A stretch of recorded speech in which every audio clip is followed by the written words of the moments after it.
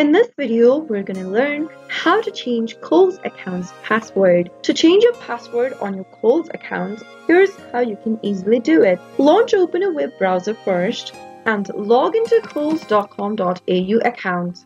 After you're logged in, go and click on the account button at the top right hand corner and then click on the account security button. Under account security, click the edit button right next to my password. On the next page, enter your current password in the first text box that you are using currently for Cole's account.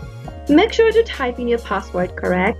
Now head over to the next field and type in the new password you would want to update to. Now, after you are done, confirm the new password by typing it again in the last text box. Finally, after filling in all of the boxes, click Save Password and you'll be able to change your password successfully. Click on the Continue button and next time you log into your account, you must enter the new password that you just changed to. That is how you can easily change your password for Cole's account.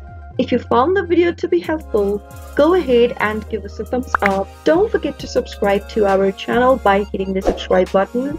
Also press the notification bell so that you'll never miss another upcoming upload from us. I'll see you again with another tutorial video. Goodbye till then.